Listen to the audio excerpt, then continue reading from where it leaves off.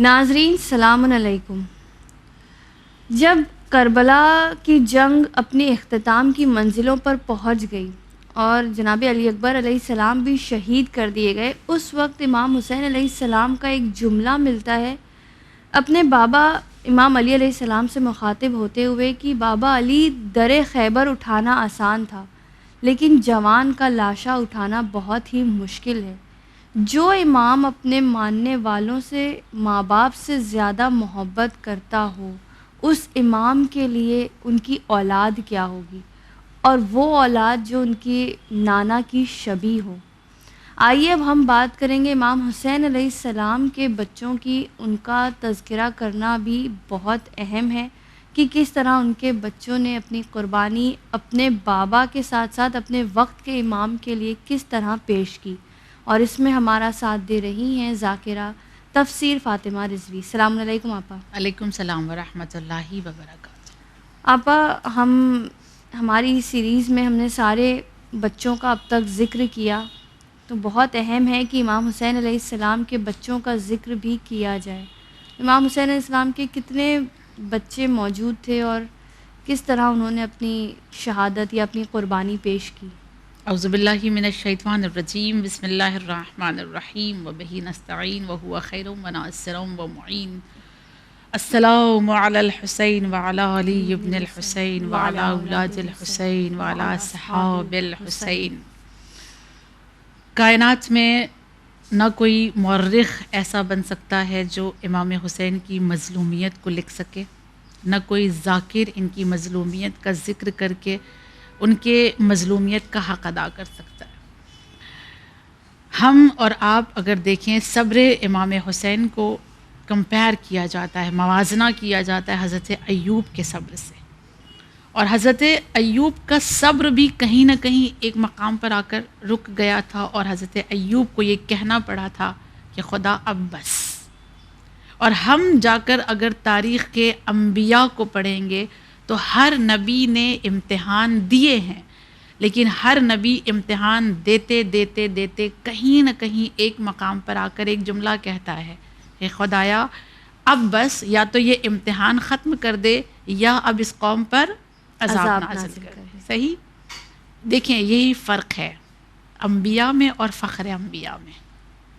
امام حسین کا صبر اس مقام پر ہے، ان کے امتحان دینے کی ادائیں اس مقام پر ہے کہ جہاں انبیاء تھک کر کہتے ہیں اب بس، وہاں آقا حسین کہتے ہیں کہ خدا اور کچھ امتحان باقی ہے۔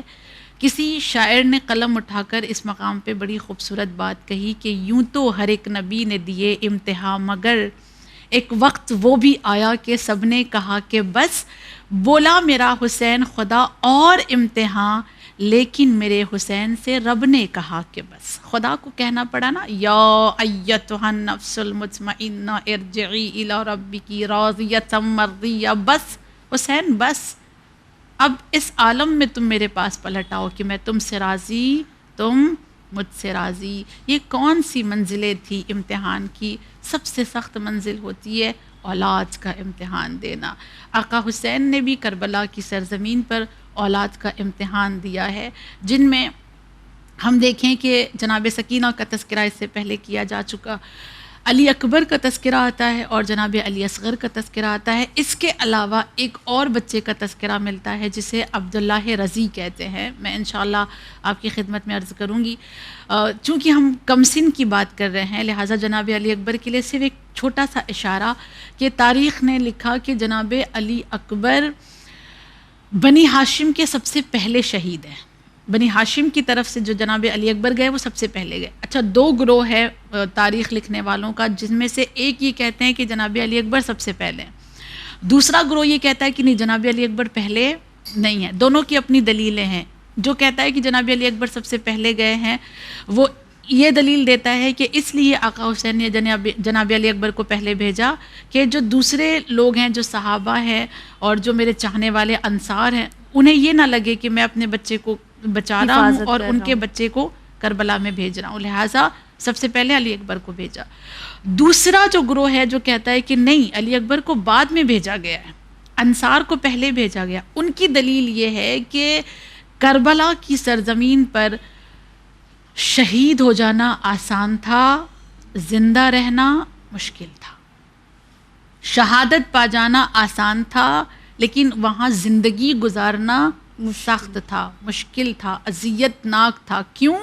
بھوک، پیاس، شدت کی دھوپ، اس کے علاوہ ایک کے بعد ایک شہیدوں، لاشوں کو اٹھا کے لانا، پھر میدان میں جانا، پھر لاشوں کو اٹھا کے لانا، اپنے اپنے پیاروں کے سروں کو دیکھنا، ان کے بازوؤں کو قلم ہوتا ہوا دیکھنا، یہ بہت سخت تھا۔ لہٰذا مولا حسین نے اپنے بیٹے کو اس اذیت کو دیکھنے کے لیے رکایا ہے اور پہلے انصار کو بھیجا ہے۔ بہرحال سارے کے سارے جو علماء ہیں وہ اسی بات پر اصرار کرتے ہیں کہ جناب علی اکبر کو پہلے بھیجا ہے، یا کچھ کہتے ہیں کہ بعد میں بھیجا۔ اس سے ہمیں کوئی بحث نہیں ہے کہ جناب علی اکبر پہلے گئے ہیں یا بعد میں گئے ہیں۔ صرف ہمارا جو مقصد ہے بیان کرنے کا وہ یہ کہ امام حسین نے 18 سال کے نوجوان کے سینے سے جو برچھی کا پھل نکالا ہے وہ آسان نہ تھا۔ ان کی شہادت اس لیے میں بیان نہیں کر رہی ہوں کیونکہ ہمارا جو موضوع ہے وہ کم سن پر ہے، لہٰذا جناب علی اکبر کو اگر ہم اور آپ تھوڑا سا فراموش کرتے ہوئے جناب علی اصغر کی طرف آتے ہیں تو جناب علی اصغر کی عمر مبارک کتنی تھی؟ 6 مہینے۔ جتنے بھی مؤرخ ہیں، ہر تاریخ لکھنے والے نے جناب علی اصغر کی عمر مبارک 6 مہینے لکھی ہے۔ ان کی ولادت مدینے میں ہوتی ہے، ماں جناب رباب ہیں اور اپنے ساتھ یہ کرب و بلا میں اپنے بچے کو لے کر آتی ہیں۔ شہادت کے موقع پر ایک بہت حسین سی روایت لکھی گئی ہے کہ جب امام حسین تنہا رہ گئے اور آواز استغاثہ انہوں نے بلند کی تو خیمے سے خواتین کے رونے کی آواز آئی، مولا حسین اندر گئے، یہ سب سنا ہوا ہے آپ کا۔ خیمے میں داخل ہوئے تو بیبیاں رو رہی تھیں، مولا حسین نے سب بیبیوں کو دلاسا دیا، جناب علی اصغر کے لیے کہا گیا کہ جھولے سے گرا دیا ہے، مولا نے اپنے علی اصغر کو اپنی آغوش میں لیا اور لینے کے بعد بوسہ دیا، انہیں بھی دلاسا دے کر اب تاریخ جو کہتی ہے، جو ہم اور آپ نہیں پڑھتے ہیں، جو مجلسوں میں نہیں پڑھا جاتا ہے، مولا حسین نے علی اصغر کو اپنی بہن جناب ام کلثوم کے حوالے کیا اور ام کلثوم کو دیتے ہوئے یہ کہا کہ اے میری بہن ام کلثوم، اس میرے بچے کو جو بہت چھوٹا ہے، شیرخوار ہے، اس کو بہت محبت دینا، اس کو بہت شفقت دینا، اس کو بہت پیار سے پروان چڑھانا۔ تو اس موقع پر جناب ام کلثوم اپنے بھائی سے کہتی ہیں، بھیا آپ اس بچے کو محبت و شفقت دینے کی باتیں کر رہے ہیں، تو محبت کا پہلا مرحلہ تو یہی ہے کہ یہ بچہ پیاسا ہے، ام کلثوم اس کے لیے پانی کی سبیل کرے۔ تو میں سب سے پہلے موقع پر محبت دیتے ہوئے آپ سے یہ کہوں گی کہ اس بچے کے لیے 2 بوند پانی کی سبیل کر دیں۔ جب جناب ام کلثوم نے یہ کہا کہ میں چاہتی ہوں کہ اس کے لیے پانی کی سبیل کر دیں، تب مولا حسین نے جناب علی اصغر کو اپنی آغوش میں لیا ہے اور لے کر میدان میں آئے اور اشقیاء سے آ کر 2 بوند پانی کا سوال کیا۔ مقتل ابی مخنف کے جملے ہیں، عجب درد ہے اس جملے میں۔ کہتے ہیں کہ آقا حسین کے لیے پوری کرب و بلا میں سب سے سخت وقت یہی تھا جب وہ ساقی کوثر کے بیٹے ہونے کے باوجود 2 بوند پانی کے سوالی بن کے کھڑے تھے، اور اشقیاء نے امام حسین کو اس موقع پر طنز بھی کیا تھا، طنز کر کے کہا تھا، حسین آپ تو کہتے تھے کہ آپ کا بابا ساقی کوثر ہے، تو آپ یہاں فرات کا پانی کیوں مانگنے کے لیے آئے؟ آپ جائیں اپنے بابا سے کہیں کہ آپ کے بیٹے کو پانی پلا دے، کوثر سے سیراب کر دے، آپ یہاں کیوں پانی مانگ رہے؟ یہ طنز کیا گیا آقا حسین پر۔ اس موقع پر صبر کرنا آقا حسین کے لیے بڑا سخت تھا، یہ مشکل مرحلہ تھا، لیکن اس پر بھی مولا حسین جانتے ہیں جملہ کیا کہتے ہیں؟ دیکھیں، ایک حسین کے لیے، ایک وقت کے امام کے لیے، الہی رہنما کے لیے یہ کہنا کتنا سخت ہوگا کہ اے ظالمو، اگر میں گنہگار ہوں تمہاری نظر میں خطا کار ہوں، اس بچے کی تو کوئی خطا نہیں ہے، تمہیں ایسا لگتا ہے کہ اس کے بہانے میں پی لوں گا، میں زمین پر لٹا دیتا ہوں، جلتی ہوئی خاک پر لٹایا ہے۔ اور پھر اس کے بعد جب ظالموں نے کہا کہ اقتا کلام الحسین اینا حرملا، مولا حسین نے تڑپ کر اپنی آغوش میں لیا، تیر سے شعبہ آیا، بچے کی گردن کو چھیدتا ہوا آقا حسین کے بازوؤں پہ پیوست ہوا۔ یہ سارے مصائب ہم جانتے ہیں، صحیح ہے، ہم سارے مصائب کو سنتے ہیں۔ ایک مرحلہ یہ آتا ہے کہ آقا حسین جب علی اصغر کو لے کر چلے خیمہ گاہ کی طرف، آگے بڑھتے ہیں، پیچھے ہٹ جاتے ہیں، اور ایک جملہ کیا کہتے ہیں؟ انا للہ و انا الیہ راجعون، ہم اعمال عاشورہ میں اس عمل کو دہراتے ہیں.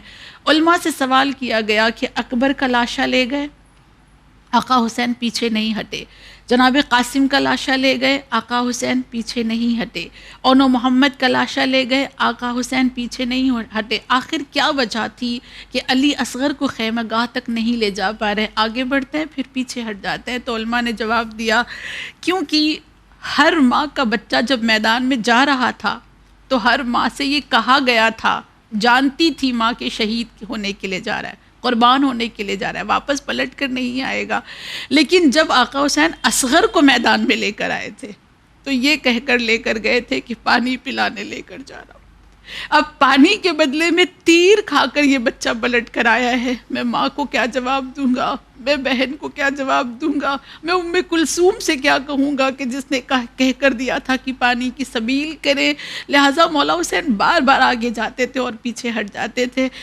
اس درد کو لے کر نہیں معلوم کیسے وہ خیمے میں داخل ہوئے ہیں. یہ ایک مسئلہ جناب امام حسین کی مظلومیت کا، ان کے بچے کا. میں آپ کی خدمت میں ایک روایت پیش کر دوں کہ یہ درد کیسا تھا نا جناب علی اصغر کا. کسی کی قبر بنائی ہے مولا نے کرب و بلا میں، کسی کی قبر بنائی ہے؟ کسی کی قبر نہیں بنائی سوائے علی اصغر کے. اور جس وقت امام حسین جناب علی اصغر کی قبر مبارک بنا رہے تھے، جانتی ہیں کس چیز سے بنائی ہے؟ ذوالفقار سے بنائی ہے. ذوالفقار سے قبر علی اصغر مولا بنا رہے تھے. تاریخ کہتی ہے کہ جب امیر المؤمنین جنگ کر کے واپس آتے تھے، ذوالفقار کو جناب زہرا کو دیتے تھے کہ اسے صاف کر کے رکھیں. بی بی تلوار کو صاف کرتی جاتی تھی اور ذوالفقار سے کہتی جاتی تھی، اے ذوالفقار، کربلا میں نہیں رہوں گی، علی نہیں ہوں گے، حسن نہیں ہوں گے، مگر تو رہے گی میرے حسین کے ساتھ، لہٰذا میرے حسین کا خیال رکھنا، میرے حسین کا ساتھ دینا. اور جب اسی ذوالفقار سے مولا نے اصغر کی قبر بنائی ہے تو یہ ذوالفقار تڑپ کر شہزادی سے کہتی ہے، بی بی آپ نے مجھ سے کہا تھا کہ میں آپ کے لال حسین کا ساتھ دوں، مگر مجھے یہ نہیں پتا تھا کہ مجھے ایسے ساتھ دینا پڑے گا کہ شیر خوار کی قبر بھی میں بناؤں گی. یہ درد جناب علی اصغر کا خود ذوالفقار تڑپ کر روئی ہے. ہم اندازہ نہیں لگا سکتے کہ مولا کس طرح سے روئے ہوں گے. ایک بیٹے، دوسرے بیٹے جن کا نام میں نے آپ کی خدمت میں لیا، عبداللہ رضی جن کو کہتے ہیں، تاریخ نے ان کے لیے ایک الگ سا منظر بیان کیا ہے کہ مولا حسین جب تنہا رہ گئے، اکیلے رہ گئے اور خواتین سے جب وہ ودا لینے کے لیے آئے تو خیمے کے در پر بیٹھے، باہر کی طرف خیمے کے در پر بیٹھے. اور اس موقع پر امام حسین کو یہ خبر دی گئی کہ آقا حسین ابھی 1 گھنٹے پہلے آپ کے ایک بچے کی ولادت ہوئی ہے کربلا کی سرزمین پر. تضاد ہے، حالانکہ اس میں اختلاف پایا جاتا ہے مورخین کے درمیان. کچھ کہتے ہیں کہ عبداللہ رضی ہی اصل میں جناب علی اصغر ہیں، اور کچھ کہتے ہیں دونوں ایک ہی ہیں، کچھ کہتے ہیں نہیں ایک نہیں ہے، دونوں الگ الگ ہیں. اور عبداللہ رضی کی ولادت عاشور کے دن ظہر کے وقت ہوئی ہے، اور ان کی شہادت اور ولادت کے درمیان صرف 1 گھنٹے کا فاصلہ ہے. ظہر کے وقت یہ بچہ دنیا میں آیا ہے اور عصر کے وقت اس بچے کی شہادت ہو گئی ہے. جس وقت آقا حسین کو خبر دی گئی کہ آپ کا ایک بیٹا دنیا میں آیا، مولا نے اس بیٹے کو اپنے آغوش میں لیا، خیمے کے باہر بیٹھے ہوئے اذان و اقامت بچے کو کہی، اور اس کے بعد مولا نے بوسے دیے اپنے بچے کو. لیکن چونکہ اب مولا حسین تنہا رہ گئے تھے تو تیر جو تھے وہ خیمے کی طرف برسائے جا رہے تھے. ابھی اس 1 گھنٹے کے بچے کو لے کے مولا اپنی آغوش میں بیٹھے تھے کہ ایک تیر ظالموں کے لشکر کی جانب سے آیا، اور جس طرح جناب علی اصغر کے گلوے مبارک پر وہ تیر لگا، یہ تیر بھی عبداللہ رضی کے گلوے مبارک پر لگا، اور باپ کے ہاتھوں پر 1 گھنٹے کا بچہ شہید کر دیا گیا. مولا نے اپنے چلو میں اس بچے کے خون کو لیا اور لے کر اپنے رخساروں پہ ملا ہے. یہ امام حسین کے بچے کا تذکرہ کرب و بلا میں عاشور کے دن موجود ہے. بہت ساری کتابوں میں اس کا تذکرہ ہے کہ یہ بچہ بھی کربلا کی سرزمین پر شہید کیا گیا ہے. تو آپا جس طرح سے سارے بچوں کی اب تک ہم شہادتیں سنتے آئے ہیں کہ کس طرح بے رحمی سے ایک ایک کو قتل کیا گیا، شہید کیا گیا، کیا کوئی بچے ایسے تھے جو مدینہ پہنچے صحیح سلامت اور ان لوگوں نے واپس اپنے وطن کو پلٹے؟ تذکرہ اگر ہم کریں بچوں کا تو ایسے بچے جو راستے میں شہید ہو گئے، ایسے بچے، اور کچھ بچے تو ایسے تھے جو شام غریبہ میں بھی شہید ہوئے ہیں. کچھ بچوں کا تذکرہ ایسے بھی ملتا ہے کہ جب قتل و غارت گیری ہو رہی تھی اور شام غریبہ میں جب خیام حسینی میں آگ لگائے گئے تو ان میں سے بھی بہت سارے بچے شہید ہوئے، جن میں 2 بچوں کا تذکرہ ملتا ہے کہ 2 بھائی تھے. کس کے بچے تھے یہ تاریخ نے نہیں بتایا، لیکن 2 بھائی تھے جو شہید ہو گئے شام غریبہ میں. اور آپ کی خدمت میں نے اس سے پہلے بتایا تھا کہ عمرو ابن حسن جو اسیر بنائے گئے تھے، ان کا تذکرہ ملتا ہے کہ وہ اسیروں میں تھے، لیکن وطن واپس آ سکے یا نہیں آ سکے یہ تاریخ نے نہیں لکھا. اور تاریخ یہ کہتی ہے کہ شاید یہ بھی پھر اسی درمیان جناب سکینہ کی شہادت کے درمیان ان کی بھی شہادت واقع ہو گئی تھی. اور کرب و بلا کی سرزمین کے تمام مظالم اٹھانے کے بعد، اسیری کے تمام مصائب اٹھانے کے بعد، اگر کوئی بچہ کربلا سے واپس اپنے گھر مدینہ آ سکا ہے تو وہ امام محمد باقر علیہ الصلاۃ والسلام ہے، جن کی عمر مبارک کربلا کی سرزمین پہ یا 5 سال یا 6 سال ملتی ہے.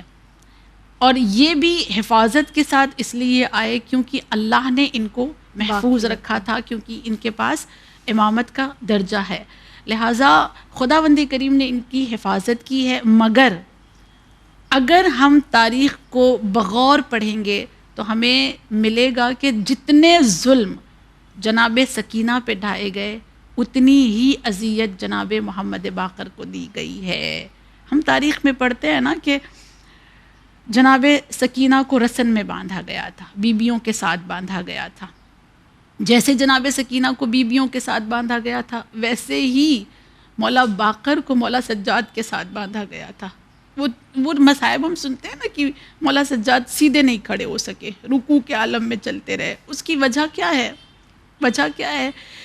ان کی زنجیروں کے ساتھ ملا کر، ان کی بیڑیوں کے ساتھ ملا کر ایک زنجیر جو باندھی گئی تھی وہ مولا باقر کے گلے میں باندھی گئی تھی، اور وہ اتنی چھوٹی تھی کہ اگر مولا سجاد سیدھے کھڑے ہو جاتے تھے تو مولا باقر کا گلا گھٹتا تھا. جیسے بیبیاں سیدھی کھڑی ہو جاتی تھی جو جناب سکینہ کا گلا گھٹتا تھا، ویسی مولا سجاد اگر سیدھے کھڑے ہو جاتے تھے تو مولا باقر کے گلے کی جو زنجیر تھی وہ بہت تنگ ہو جاتی تھی اور ان کا دم گھٹنے لگتا تھا، جس کی وجہ سے مولا سجاد رکوع کے عالم میں چلتے رہے. اور تاریخ یہ کہتی ہے کہ جتنے تماچے جناب سکینہ کو مارے گئے اتنے تماچے مولا باقر کو مارے گئے. ایک باپ کتنی بے کسی کے عالم میں رہا ہوگا کہ ایک طرف کم سن بچے کے رخسار پہ تماچوں کے نشان دیکھ رہا ہے، دوسری طرف کم سن بہن کے رخساروں پہ تماچوں کے نشان دیکھ رہا ہے.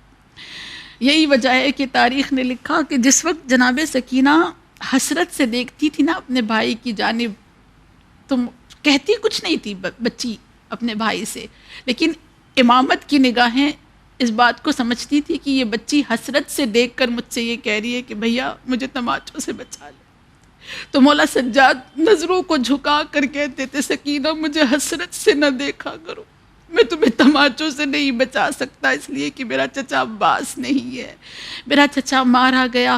یہ اذیتیں اپنے بچے کی، اپنی بہن کی مولا سجاد دیکھتے رہے، اور انہی اذیتوں کو برداشت کرتے ہوئے اگر کوئی بچہ مدینے تک پہنچ سکا ہے تو وہ صرف امام باقر کا تذکرہ ملتا ہے، اس کے علاوہ کسی کا تذکرہ نہیں ملتا کہ کوئی بچہ واپس جا سکا. ہاں یہ ملتا ہے کہ بچے کے جھولے کی جلی ہوئی لکڑیاں مدینے پہنچی ہیں، جناب سکینہ کی ننھی سی ردا مدینے پہنچی ہے، جناب سکینہ کی بالیاں مدینے پہنچی ہیں، لیکن کوئی بچہ مولا باقر کے علاوہ نہیں پہنچا. اور مولا باقر کی زندگی اور امام سجاد کی زندگی کی نگہبان جناب زینب کبریٰ رہیں. اسی لیے تاریخ نے جب یہ لکھا کہ بی بی نے ان کی حفاظت کر کے مدینے تک پہنچایا تو کسی نے قلم اٹھا کر لکھا کہ علی کی بیٹی کو جھک کر سلام کر اسلام، یہ 2 اماموں کو گھر تک بچا کے لائی ہے. امامت کی محافظہ بنی جناب زینب کبریٰ. آپا ان کمسن بچوں کی شہادت سے، ان کے والدین کے جذبات سے ہم لوگوں کے لیے کیا پیغام ہے؟ ہم لوگوں کو کیا سیکھ ملتی ہے ان بچوں کی اس طرح کے قربانی کے جذبے کو جب ہم سنتے ہیں؟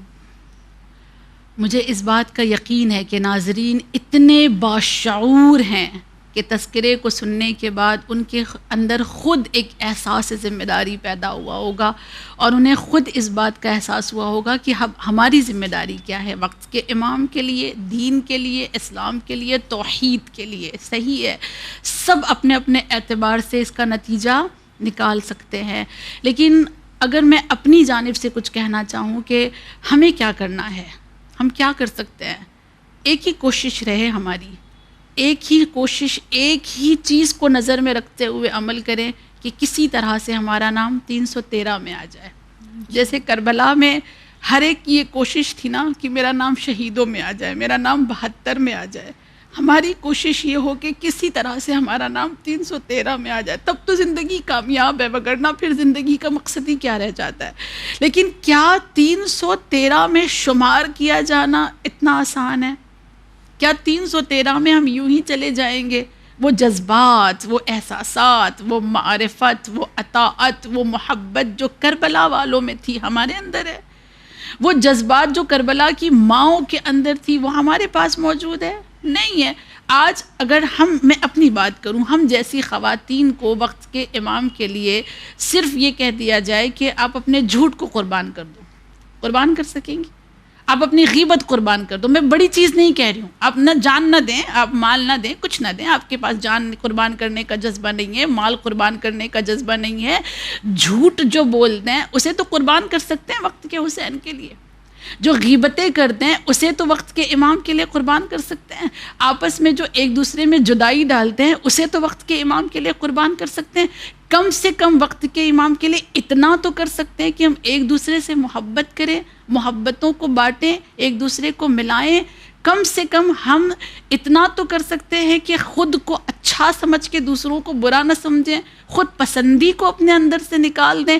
آج سب سے بڑی برائی یہ ہے کہ انسان خود پسند ہو گیا ہے، اپنے آپ کو پسند کرنے لگا ہے، اسے ایسا لگتا ہے کہ پوری دنیا میں اچھا ہوں، باقی سب کے سب خراب ہیں۔ اپنے اندر کی اچھائیاں اسے دکھائی دیتی ہیں، دوسروں کی برائیاں اسے نظر آتی ہیں، اور صرف یہ سمجھتا ہے کہ میں ہی سب کچھ ہوں، بقیہ سب خراب ہیں، بقیہ سب برے ہیں، سب برے کام انجام دیتے ہیں۔ کم سے کم یہ عادتیں تو چھوڑ سکتے ہیں۔ امام کے لیے اتنا بھی اگر ہم نہیں کر سکے تو پھر اپنے آپ کو عزادار کہلانا، ماتمدار کہلانا، یا یہ کہنا کہ ہم تو امام کے سچے چاہنے والے ہیں، ہم تو بہت بڑے محب ہیں امام کے، یہ دعوے جھوٹے ہیں، خدا کی قسم یہ جھوٹے دعوے ہیں۔ آج آخر ایپیسوڈ ہے، میں تمام ناظرین سے اتنا کہوں گی کہ میرے ساتھ میں بھی وعدہ کرتی ہوں، آپ بھی وعدہ کریں، امام سے وعدہ کریں۔ ٹھیک ہے چلیں وعدہ نہ کریں، ارادہ کریں، وعدے ٹوٹ جاتے ہیں، ارادہ کریں، امام کی خدمت میں ان کو حاضر رکھتے ہوئے ارادہ کریں، مولا آج سے آپ کو حاضر رکھتے ہوئے ہم یہ ارادہ کر رہے ہیں، ہم کسی کی غیبت نہیں کریں گے، ہم کسی کے اندر برائی نہیں نکالیں گے، مولا ہم کبھی اپنی زبان پر جھوٹ نہیں آنے دیں گے، آپ کو جھوٹ پسند نہیں ہے، اللہ نے جھوٹوں پہ لعنت بھیجی ہے، ہم دوسروں پہ لعنت بھیجتے ہیں، ایسا نہ ہو کہ جھوٹ بول کر ہم لعنت کے حقدار بن جائیں۔ مولا بس یہ دو ارادے، ایک ہم کسی کی غیبت نہیں کریں گے، دوسرا ہم کبھی جھوٹ نہیں بولیں گے، اس میں آپ کی مدد چاہیے، ہم آپ کی مدد اور اللہ کی توفیق کے محتاج ہیں۔ خداوند کریم انشاءاللہ ہماری ہدایت کرے، ہماری مدد فرمائے کہ ہم حقیقی انصار امام حسین بن سکیں انشاءاللہ۔ جزاک اللہ آپا، بہت خوب۔ ناظرین، جس طرح آپا نے بتایا کہ ہم سب کی ایک ذمہ داری ہے دین کی طرف، جو دین ہم تک آج بہت آسانی سے پہنچ گیا ہے کہ ہمارے ماں باپ یہ فالو کرتے تھے، ہم فالو کر رہے ہیں، لیکن اس دین کے لیے چھوٹے چھوٹے بچوں نے قربانیاں دی ہیں، تو ہمیں اٹس ٹائم کہ ہم اپنے دین کو سیریسلی لیں اور ہر چیز کو ہلکا سمجھنا، ہر چیز کو مذاق سمجھنا بند کر دیں اور ذمہ داری کے ساتھ اپنے فرائض انجام دیں۔ مجھے دیجیے اجازت، آپ دیکھتے رہیے چینل ون۔ شکریہ، خدا حافظ۔